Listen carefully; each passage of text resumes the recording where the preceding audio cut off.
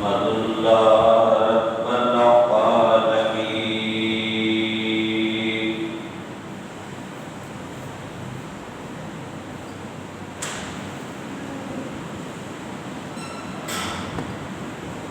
ونصلي ونسلم على رسوله خاتم النبيين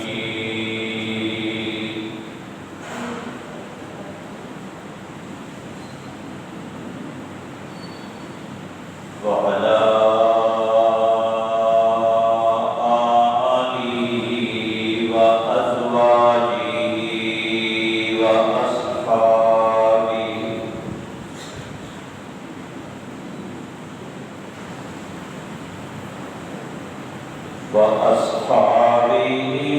وأتباعه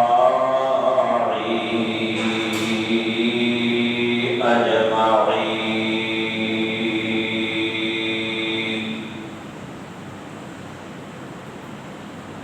أما بعد،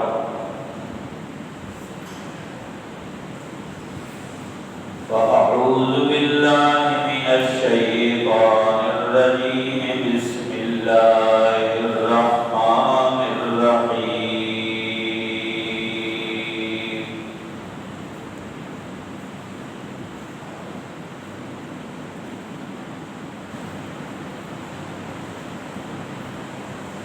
أولئك عليهم صلوات من ربهم وأولئك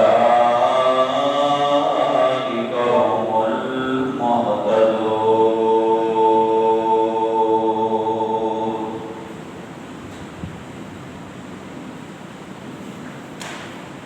صدق الله العظيم وبلغنا رسوله النبي الأمي الكريم.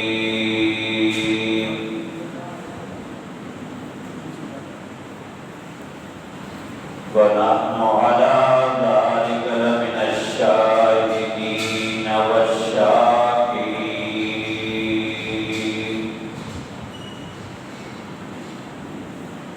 والحمد لله رب العالمين.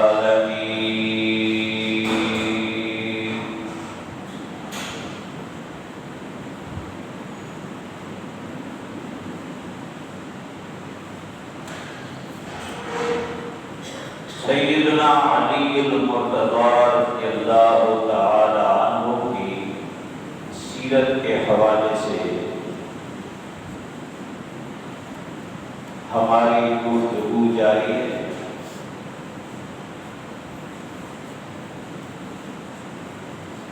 ربیع الاول کا مہینہ بھی شروع ہو گیا. اللہ مبارک کرے عالم اسلام کو اور عالم اسلام کے تمام متعلقین کو. وہ بیان بھی لازمی ہے کہ حضور کی سیرت کے حوالے سے بات کی جائے.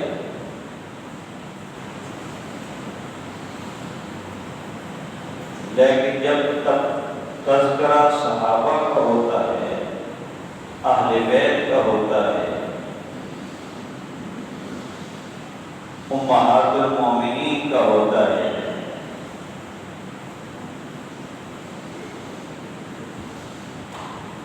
تو رسول اکرم صلی اللہ علیہ وآلہ وسلم کی سیرت کے تمام پہلو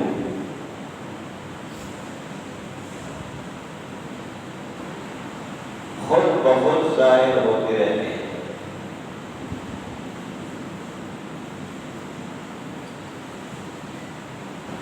اس لیے کہ رسول اللہ صلی اللہ علیہ وسلم کی سیرت کا پرتو تھے صحابہ بھی، امہات المومنین بھی اور اہل بیت.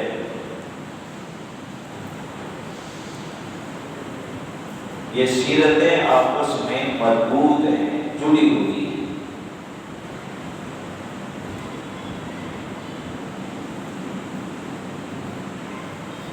رسول اکرم صلی اللہ علیہ وآلہ وسلم کا کتنا بڑا اعتماد تھا سیدنا علی المرتضی رضی اللہ تعالیٰ عنہ۔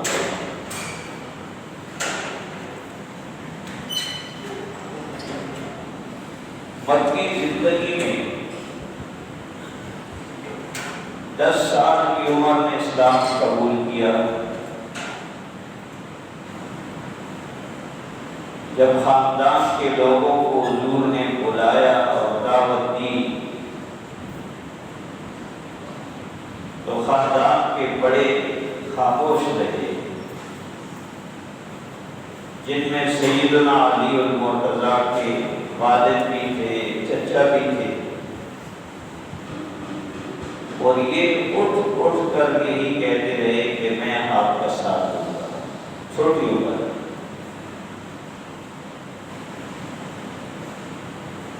پھر رسول اکرم صلی اللہ علیہ وآلہ وسلم کا یہ بڑا اعتماد تھا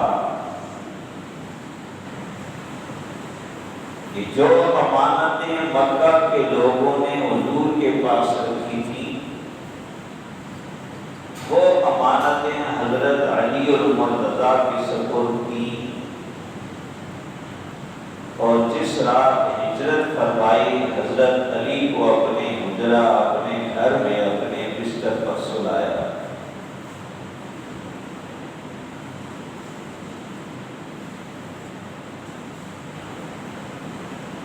پھر بڑا اعتماد یہ کہ اللہ کے محبوب نے صلی اللہ علیہ وسلم اپنی نفس جگر اپنی بیٹی سیدہ فاطمہ الزہرا خاتون جنت کا نکاح سیدنا علی المرتضی رضی اللہ تعالیٰ عنہ سے کیا۔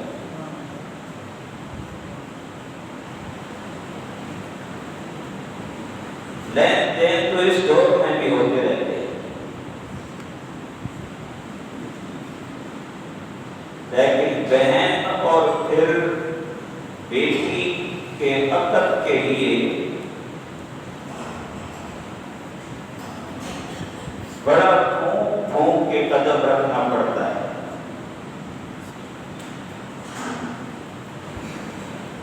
اور جس کے لیے ہاں کی جاتی ہے گویا اس پر بہت بڑا اعتماد کیا جاتا ہے، اسے 100% اپنے طور پر اپنی دامادی کا مستحق سمجھا جاتا ہے۔ تو رسول اکرم صلی اللہ علیہ وآلہ وسلم نے اپنی صاحبزادی امت کی شہزادی سیدہ فاطمہ الزہرا رضی اللہ تعالی عنہا کا نکاح سیدنا علی المرتضی رضی اللہ تعالی عنہ سے کر کے بہت بڑے اعتماد کا اظہار فرمایا۔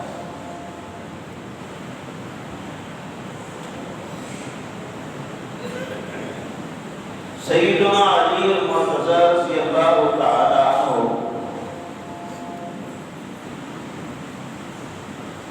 اللہ اور اس کے رسول کے محب بھی تھے اور محبوب بھی تھے۔ محب بھی تھے، محبت کرنے والے، اور محبوب جس سے محبت کی جاتی ہے۔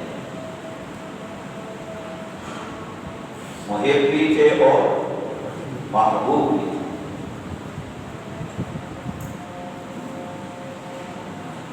آپ نے یہ واقعات بار سنے ہیں اور ایمان تازہ ہوتا ہے کہ بار بار ان کو بیان کیا جائے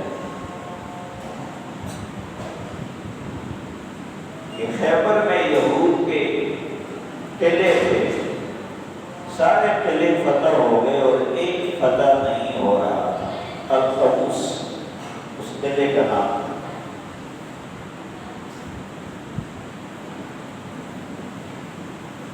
تو ایک دن رسول اللہ صلی اللہ علیہ وآلہ وسلم نے فرمایا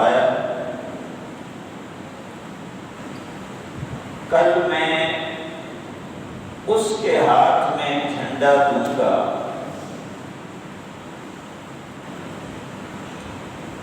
جس کے ہاتھ پر اللہ یہ خیبر کا قلعہ فتح کرائے گا، فتح فرمائے گا۔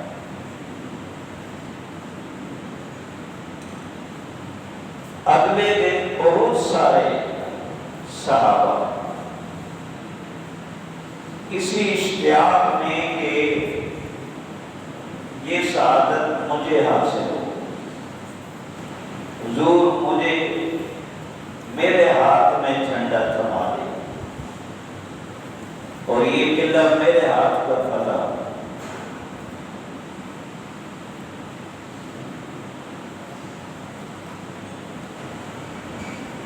اور اگلے دن جب حضور صلی اللہ علیہ وسلم نے سب صحابہ کو جمع کیا تو ہر ایک بڑے بادانہ انداز میں حضور کی طرف دیکھ رہا تھا کہ حضور لب کشائی فرمائیں گے اور خدا کرے کہ میرا نام لے، لیکن اللہ کے رسول نے جب بات شروع کی تو سیدنا علی المرتضیٰ رضی اللہ تعالیٰ عنہ کا پوچھا کہ وہ نظر نہیں آ رہی، تو سیدنا علی المرتضیٰ رضی اللہ تعالیٰ عنہ کے بارے میں بتایا گیا یا رسول اللہ ان کی آنکھیں دکھ رہی، آشوب چشم کا شکار ہے۔ تو حضور نے فرمایا انہیں بلا لاؤ، انہیں بلا۔ صحابہ نے اطلاع دی اور سیدنا علی المرتضیٰ رضی اللہ تعالیٰ عنہ حضور کی خدمت میں حاضر ہو گئے۔ اللہ کے رسول صلی اللہ علیہ وسلم نے اپنے لعاب سیدنا علی المرتضیٰ کی دونوں آنکھوں پر لگائے اور آنے واحد میں دونوں آنکھیں صحت مند ہو گئی، ساری تکلیف، سارا درد، ساری شکایت جاتی رہی۔ اور علی فرماتے ہیں رضی اللہ تعالیٰ عنہ کہ مجھے ایسے لگا کہ میری آنکھیں دکھی نہیں تھی، مجھے کوئی تکلیف ہوئی نہیں تھی۔ تو رسول اللہ صلی اللہ علیہ وسلم نے پھر جھنڈا حضرت علی کے ہاتھ میں دے دیا۔ جنگ ہوئی اور پھر ان کے بہت بڑے جرنیل کو، سپہ سالار کو، نامور پہلوان کو، مرحب کو ایک ہی بار کیا حضرت علی نے رضی اللہ تعالیٰ عنہ کہ وہ تلوار جو ہے اس کی خود کو چیرتے ہوئے اس کے سر کی بھی دو ٹکڑے کر۔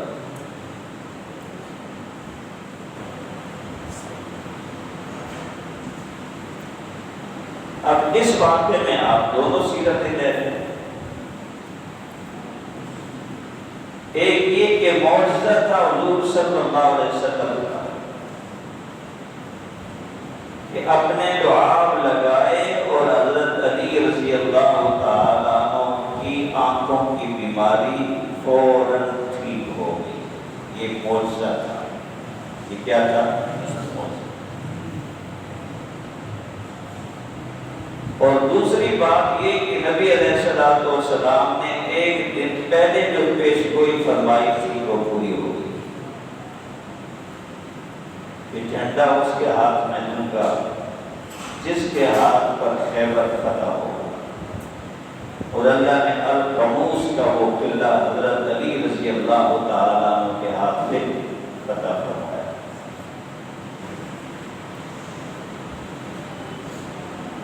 بلکہ حضور نے یہ فرمایا تھا ایک دن پہلے کہ جھنڈا اس کے ہاتھ میں دوں گا جو اللہ اور اس کے رسول کے ساتھ محبت کرتا ہے، اور اللہ اور اس کا رسول بھی اس سے محبت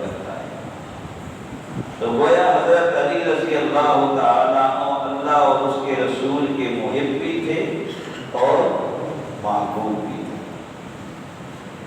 محب بھی تھے اور محبوب بھی تھے۔ یہ حضرت علی رضی اللہ تعالیٰ عنہ کی شان ہے۔ اب ان کا کتنا اعتماد اور پیار تھا حضور کے ساتھ۔ خود تو فاتح کی زندگی گزاری،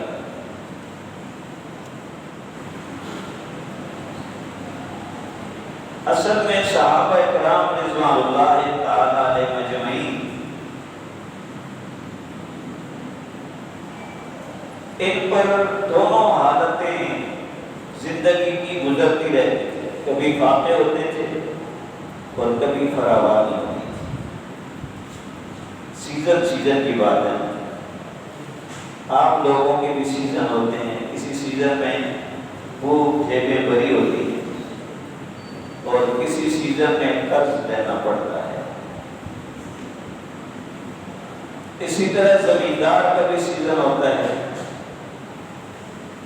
جب سب فصل پک جائے اور وہ بیچتا ہے، مارکیٹ میں منڈی لاتا ہے، وہ اس کے سکھ کے دن ہوتے ہیں، اور جب وہ فصل نہیں ہوتی، آمدن رک جاتی ہے، تو پھر قرض لینے پڑتے ہیں۔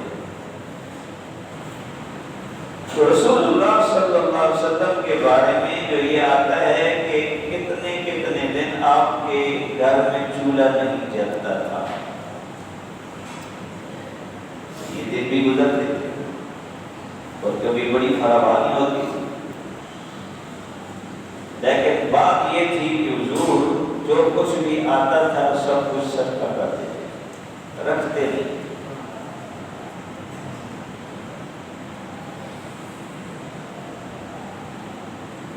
اپنوں کو جو زیادہ محبت کرنے والے تھے ان کو بھی نوازتے تھے، غیروں کو بھی نوازتے تھے۔ سیدنا عمر فاروق رضی اللہ تعالیٰ عنہ کو ایک موقع پر کچھ عطا فرمایا تو انہوں نے کہا یا رسول اللہ مجھے ضرورت نہیں ہے، مجھے ضرورت کسی ضرورت مند کو دے دیں۔ تو رسول اللہ صلی اللہ علیہ وسلم نے فرمایا عمر کوئی دے تو لے لیا کرو، کوئی کچھ دے تو لے لیا کرو، خود ضرورت ہو تو اپنے استعمال میں لاؤ ورنہ کسی کو دے دیا۔ گر بھی بتا دیا، طریقہ بھی بتا دیا کہ ضرورت ہو تو اپنے استعمال میں لاؤ اور ضرورت نہ ہو تو پھر آگے دے دیا کرو کسی کو۔ تو ایک دفعہ حضرت علی رضی اللہ تعالیٰ عنہ نے سنا کہ حضور کے ہاں فاقہ ہے، 2-3 دن سے حضور نے کچھ نہیں کھایا اور گھر والے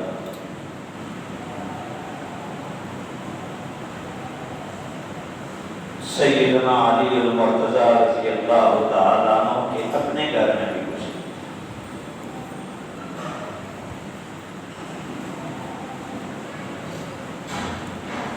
یہ جو نام نہاد محبین ہیں نا، وہ اس چیز کو بھی نشانہ بناتے ہیں کہ حضرت فاطمہ رضی اللہ تعالی عنہا ناخوش تھی علی کے ساتھ نکاح میں۔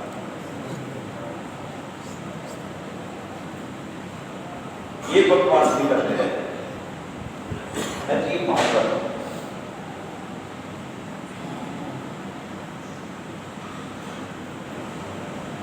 سیدنا علی المرتضیٰ رضی اللہ تعالیٰ عنہ نے گھر میں دیکھا کچھ بھی نہیں، کھانے پینے کی کوئی چیز نہیں، تو پھر مزدوری کے لیے نکل گئے۔ ایک یہودی کا باغ سیراب کیا، ایک ڈول کے بدلے ایک اجوا کھجور، ایک ڈول کے بدلے ایک اجوا کھجور، 17 کھجوریں جمع ہو گئی، 17 ڈول نکالے اور جتنی سیرابی ہو سکتی تھی وہ کی، اور پھر وہ 17 کھجوریں لے کے حضور کی خدمت میں آ گئے۔ رسول اکرم صلی اللہ علیہ وسلم نے پوچھا علی کہاں سے لائے؟ ان کو علم تھا کہ خود علی کی عادت ہے۔ جواب دیا اللہ کے رسول جب میں نے سنا کہ آپ فاقے سے ہیں تو میرا دل بڑا بے قرار ہو گیا،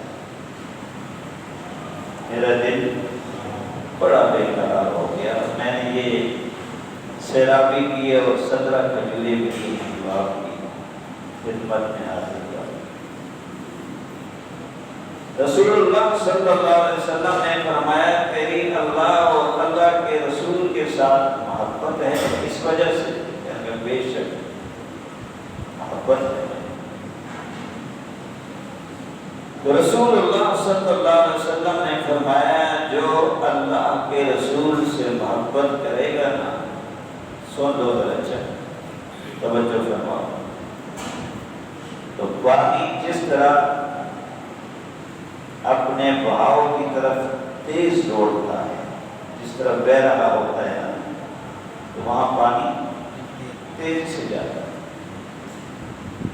جو اللہ سے یا اللہ کے رسول سے محبت کرتا ہے اس پر مصائب بھی اسی طرح تیز دوڑتے ہوئے آئیں گے، اس میں مصائب تیز دوڑتے ہوئے آئیں گے، لیکن اپنی حفاظت کا بندوبست کر لیا۔ طالبت سے یہ مراد ہوگی میری اپنی ذہن میں یہ بات آتی ہے کہ گویا حضور نے فرمایا کہ صدقہ وغیرہ دیا کرے تاکہ اللہ ان مصائب سے اسے بچائے۔ الصدقۃ رد البلاء۔ تو یہ محبت ہے سیدنا علی المرتضیٰ رضی اللہ تعالیٰ عنہ کی، اور حضور کا اعتماد ہے ان پر۔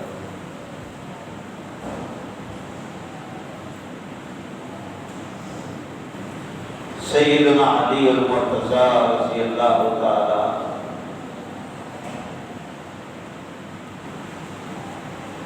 کتنے بہادر انسان تھے۔ غزوہ احد میں جب انفرادی مقابلہ پہلے ہوتا تھا تو 3 بڑے پہلوان مشرکین نے میدان میں اتارے،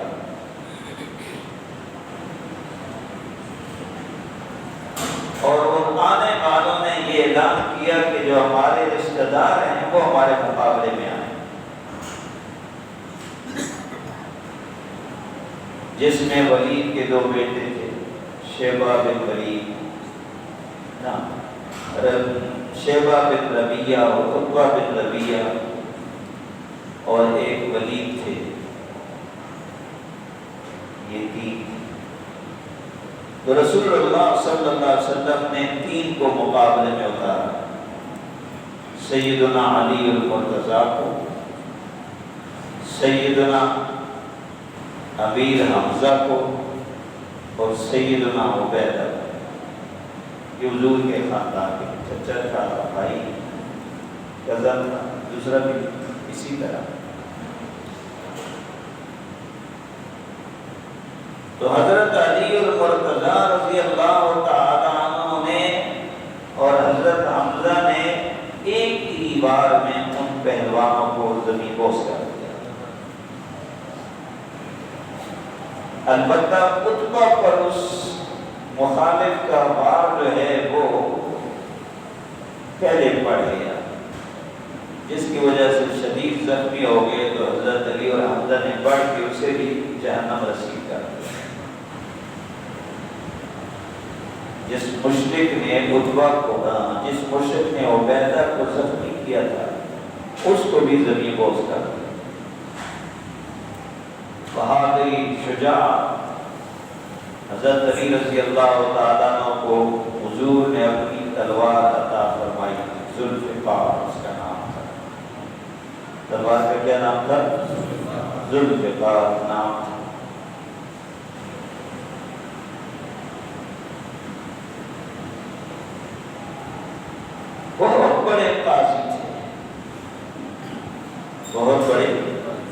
قاضی القضا، آپ ہمارا خطبہ سنتے ہیں نا جمعہ کے لیے، ارحم امتی بامتی ابو بکر، میری امت کا سب سے رحم دل انسان کون ہے؟ ابو بکر۔ فاشدہم فی امر اللہ عمر، اللہ کے احکامات میں بہت زیادہ سخت جو ہے وہ کون ہے؟ وہ عمر ہے۔ آگے جی بولتے ہیں فاشدہم فی امر اللہ عمر واصدقہم حیاء عثمان، حیا عثمان کی صفت یہ ذکر کی۔ وَأَقْوَاهُمْ عَلِي، قاضی سب سے بڑا قاضی میری امت کا علی۔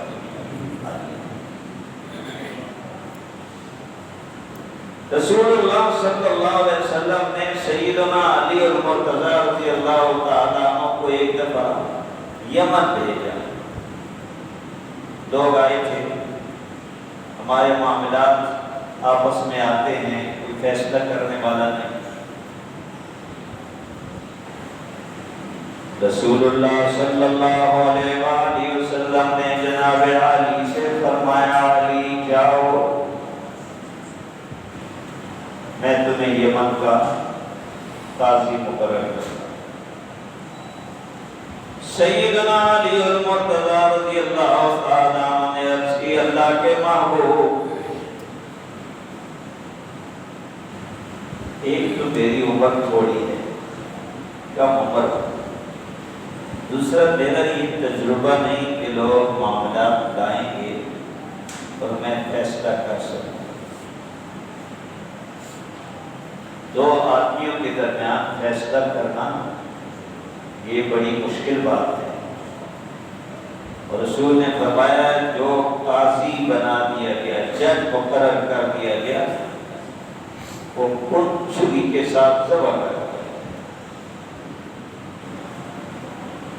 وہ مطلب کہ ایسا شخص بڑی امتحان میں ہوتا ہے۔ اس لیے تو امام ابو حنیفہ رحمۃ اللہ تعالی نے قاضی بننا راضی نہ ہوئے سے۔ خلیفہ منصور نے کہا میں آپ کو قاضی القضا چیف جسٹس بناتا ہوں، فرمایا میں یہ نہیں کر سکتا۔ یہاں تو کسی کے نام نہ آئیں اور وہ بھی پہلے سے شیروانی بنا دیتے ہیں، میرا نمبر آئے گا، وزارت میں میرا نام آئے گا، قاضی مجھے جج مجھے بنایا جائے گا۔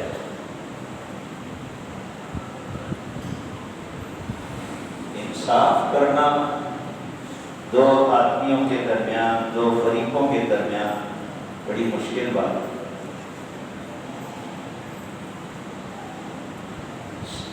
حضرت علی نے جب عرض کی تو رسول اللہ صلی اللہ علیہ وسلم حضرت علی فرماتے ہیں حضور نے میرے سینے پہ ہاتھ رکھا اور دعا فرمائی اللہم ثبت قلبہ، ثبت وحد لسانہ، یا ثبت لسانہ وحد قلبہ، مطلب مجھے معاف کرے، آگے پیچھے میں نے کہہ دیا۔ رسول اکرم صلی اللہ علیہ وآلہ وسلم نے فرمایا اے علی، علی اے اللہ، اے میرے رب، حضرت علی رضی اللہ تعالیٰ عنہ کی زبان کو ثابت رکھ۔ کیا رکھ؟ ثابت رکھ، صحیح فیصلہ کرنے والی زبان، ثابت، لیکن ثابت قلبی جس طرح وحد قلب، اور اس کے دل کی رہنمائی فرما۔ اور پھر حضور نے فرمایا جالی اب نہ تیری زبان لڑکھڑائے گی، نہ تیرا دل غلط فیصلہ کرے گا۔ سیدنا علی المرتضی رضی اللہ تعالیٰ عنہ فرماتے ہیں اس دن کے بعد کبھی تردد واقع نہیں ہوا، فیصلہ کرنے کے بعد کبھی تردد واقع نہیں ہوا کہ یہ فیصلہ میں نے غلط کیا ہے، دل میرا مطمئن ہوتا کہ میں نے فیصلہ ٹھیک کیا۔ قاضی القضاء، چیف جسٹس امام ابو حنیفہ رحمۃ اللہ تعالی علیہ نے منصور خلیفہ کی بات نہ مانی تو وہ بڑا غصے ہوا۔ اس زمانے کے خلیفہ بھی کسی کا لحاظ نہیں کرتے۔ اس نے کہا امام ابو حنیفہ سے تو جھوٹ بولتا ہے، تو جھوٹ بولتا ہے۔ ایک اور واقعہ مجھے نام یاد نہیں، اسی طرح ایک حاکم جو ہے وہ پیش ہوا عدالت میں، اور ایک عالم دین جو ہے وہ قاضی تھے، تو جب فیصلہ کیا تو حاکم کے خلاف کیا۔ تو حاکم نے کہا کہ میں خنجر ساتھ لے کے آیا ہوں۔ قاضی سے کہنے لگا خنجر میں ساتھ لے کے آیا ہوں کہ اگر غلط فیصلہ کیا تو نے میرے ہاتھ میں کر دیا، یعنی غلط فیصلہ میرے ہاتھ میں کر دیا، تو اس خنجر کے ساتھ تجھے میں قتل کر دیا۔ وہ قاضی خوش ہوتے تھے، حاکم کے ہمارے قاضی آتے تھے، خوش ہوا۔ اس عالم دین نے کہا میں نے بھی چٹائی کے نیچے چھوڑا رکھا ہوا ہے کہ اگر تو میرا فیصلہ نہیں مانے گا تو میں بھی تجھے قتل کر دوں۔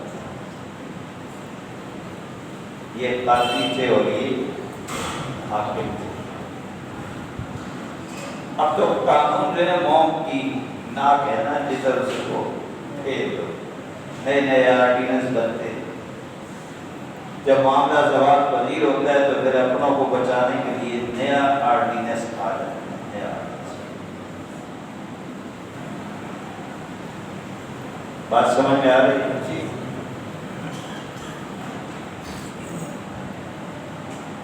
تو اس عالم دین کا میں نے بھی شروع رکھا ہوا،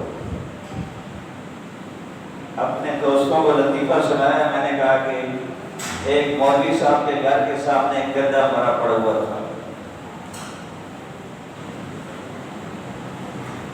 تو اس نے ایس ایچ او کو اطلاع دی کہ میرے گھر کے سامنے گدھا مرا پڑا ہے، اس کا کچھ کرو، کسی کو کہو کہ یہاں سے اٹھا کے لے جائے کمیٹی والوں کو۔ تو اس نے کہا کہ میں کیا کروں، یہ تو مولویوں کا کام ہے نا تجہیز و تکفین کرنی، مرے ہوا کا کفن دفن کرنا، یہ تو کس کا کام ہے؟ مولوی کا کام ہے۔ گدھا مرا پڑا ہے تو یہ تیرا کام ہے۔ تو مولوی کہنے لگے میں نے صرف یہ چاہا کہ وارثوں کو اطلاع دے، گدھے کے وارثوں کو اس لیے تو اطلاع دی۔ الحمدللہ مولوی علماء حق ایسے گزرے ہیں وہ رعایت نہیں کرنا۔ تو سیدنا علی اور مرتضی رضی اللہ تعالیٰ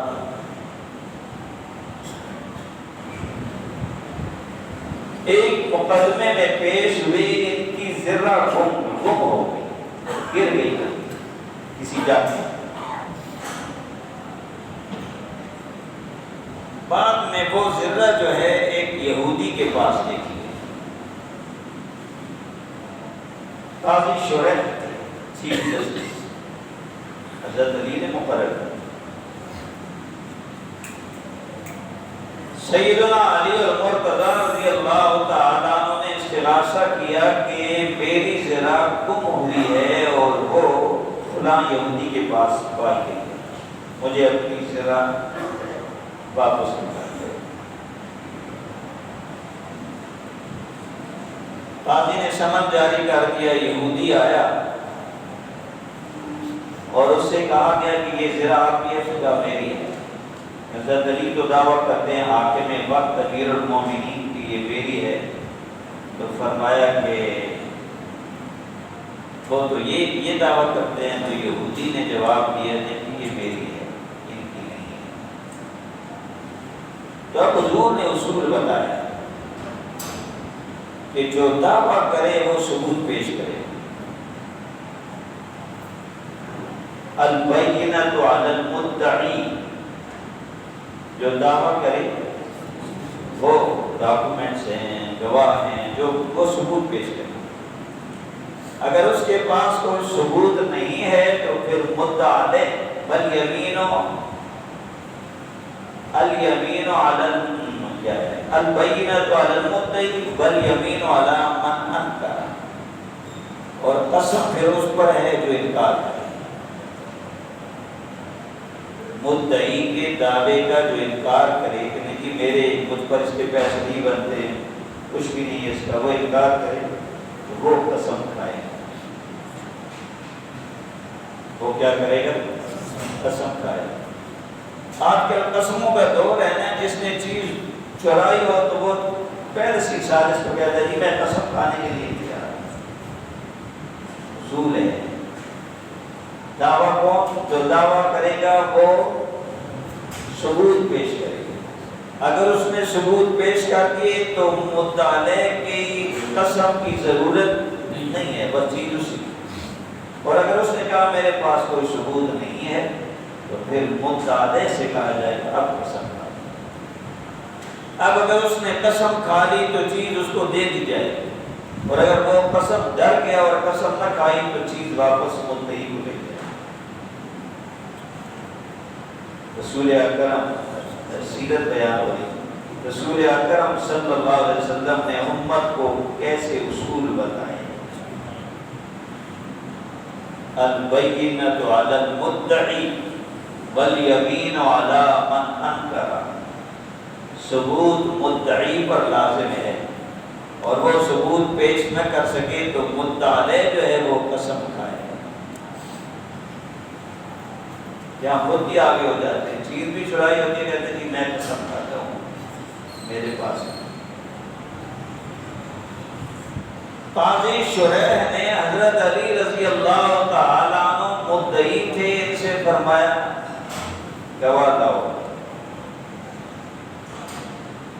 آپ کا چیف جسٹس اور صدر پریزیڈنٹ اور پرائم منسٹر کو بلا بھی نہیں سکتا، اتنی جرت بھی نہیں رکھتا. تو قریب آپ نے دیکھا ہے ہمارے چیف جسٹس باہر کہیں گئے تو ایک صحافی نے ان سے سوال کیا اور پوچھا کہ امریکہ کی جو اسٹیبلشمنٹ ہے وہ کہتے ہیں کہ پاکستان کی عدالتیں دباؤ میں فیصلہ کرتی ہیں. پاکستان کی عدالتیں، جج تھا اب جا رہا تو اس نے بار پہلے تو وہ جواب نہیں دے رہا تھا، 2-3 دفعہ یہ سوال کیا تو پھر اس نے اس طرح کیا. کیا مطلب تھا؟ مجھ سے نہ کہلواؤ، بات ٹھیک ہے کہلواؤ نہیں. تو جو کچھ حاکم کہے گا وہ جج کرے گا، جج کرے گا وہی فیصلہ کرے گا. تو 3 دانے ہیں، ایک تو فوت ہو گیا جس نے کہا مشرف کو پھانسی دو اور لاش لٹکاؤ.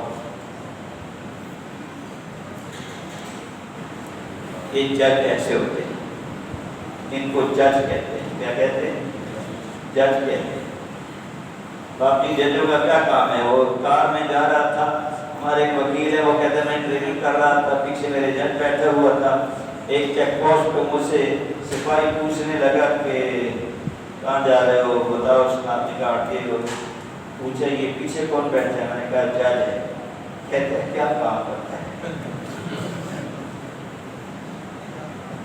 پولیس مین کہنے لگا کیا کام؟ جج ہے. کہتے ہیں میں بھی ہنس پڑا اور جج بھی ہنس پڑا. کیا کام کرتا؟ تو آپ بھی کہہ سکتے ہیں کہ ہماری عدالتوں کے جج کیا کام کر رہے ہیں.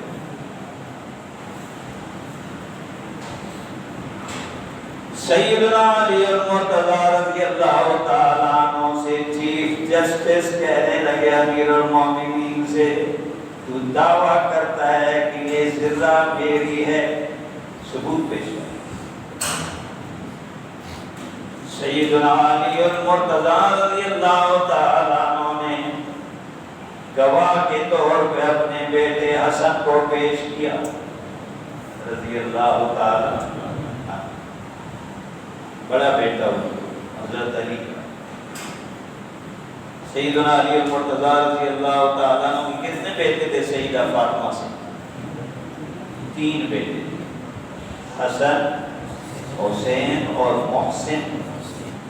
وہ بچپن میں وفات پا گئے۔ پھر اور بیویوں سے اللہ تعالیٰ نے درجن سے زیادہ بیٹے دیے اور درجن سے زیادہ 32 اولادیں تھیں حضرت علی رضی اللہ تعالیٰ۔ کتنی؟ آدھے بیٹے اور آدھی بیٹیاں، ایک فکر زیادہ ہو ایک طرف تو نہیں کہہ سکتے، 32 اولادیں۔ اور محبت کے لیے عالم ہے کہ ایک بیٹے کا نام ابو بکر رکھا تھا۔ کیا رکھا تھا؟ ابو بکر نام رکھا تھا۔ یہ سورما کہتے ہیں، انہیں اختلاف تھے، محبت نہیں، اپنے پہ قیاس کرتے ہیں۔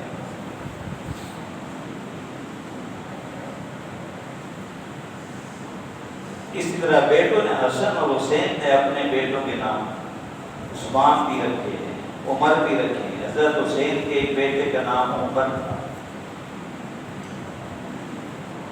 اور اولاد جو چلی ہے اور چل رہی ہے حضرت حسین کی رضی اللہ تعالیٰ عنہ کی، تو وہ حضرت عمر سے بھی چل رہی ہے جو ان کے بیٹے تھے، امیر المومنین نہیں، جو حسین کے بیٹے تھے، زین العابدین سے، اور حضرت عمر سے ان کی اولاد آگے چلی۔ یہ تو کربلا کے جو شرکاء اور شہید تھے، فہرست مانگو ان سے، کبھی آپ کو فہرست نہیں دیں۔ ان میں اکثر نام ابو بکر عمر عثمان ہیں، ابو بکر عمر عثمان ہیں، سارے نام۔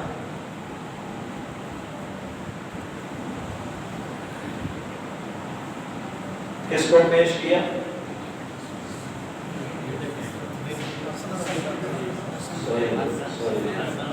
سو جاؤ۔ اپنے بیٹے، کون سے بیٹے؟ سن ہو گیا ہے، باقی ساری قوتیں بڑی متحرک ہیں، کام کر رہی ہیں۔ یہ ہم اور ہمارے علماء بڑے جو ہیں، آپ کو نہ جگائیں تو آپ کو ماشاءاللہ میٹھی نیند سو جائیں۔ یہ تو آپ کو خطرات سے ہوشیار کرتے رہتے ہیں اور کہتے رہتے ہیں، نہ سمجھے گا تو مٹ جائے گا اے مسلم زمانے سے، نہ سمجھے گا تو مٹ جائے گا اے مسلم زمانے سے، تلی بیٹھی ہیں دشمن طاقتیں تیرے مٹانے کو، تیرے مٹانے، دشمن طاقتیں تجھے مٹانے کے در پہ۔ دنیا میں کتنے مذاہب ہیں، کتنی قومیں ہیں، کتنی زبانیں ہیں، کوئی کسی کو نہیں چھیڑتا، سب مسلمانوں کو چھیڑ رہے ہیں۔ دنیا کی بڑی طاقتیں جو ہے اندر پہ ہیں مسلمانوں، اور مسلمان کا آپس میں اتفاق نہیں۔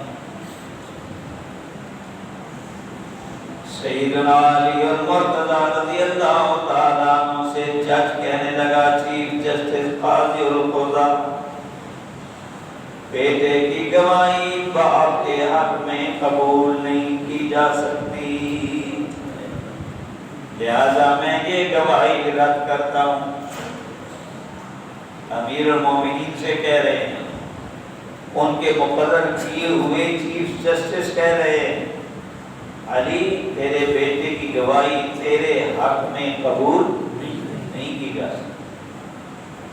بیٹے کی گواہی والدین کے خلاف قبول کی جا سکتی ہے، اس لیے کہ بیٹا ماں باپ کے خلاف نہیں بولتا، اور اگر بول رہا ہے تو پھر لگتا ہے کہ حق بول رہا ہے، لیکن ماں باپ کے حق میں اس کی گواہی قبول نہیں۔ اب 2 گواہ بنے تھے، ایک تو مسترد ہو گیا تھا، دوسرا کمبر تھا، حضرت علی کا غلام تھا، تو ایک رہ گیا، ایک پہ فیصلہ نہیں ہو سکتا۔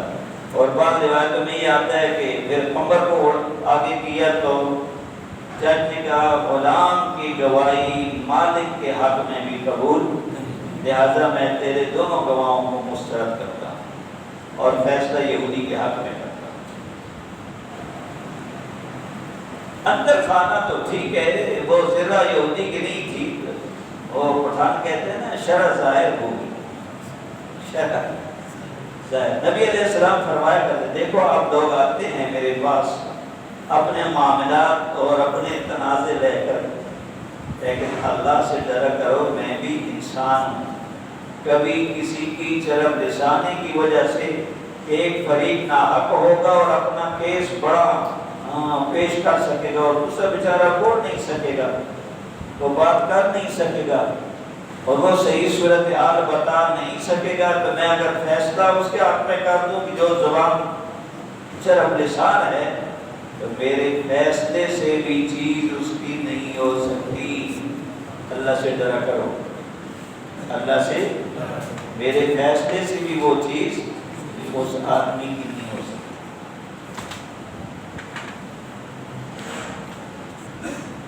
دونوں گواہی، میں نے فیصلہ دے دیا یہودی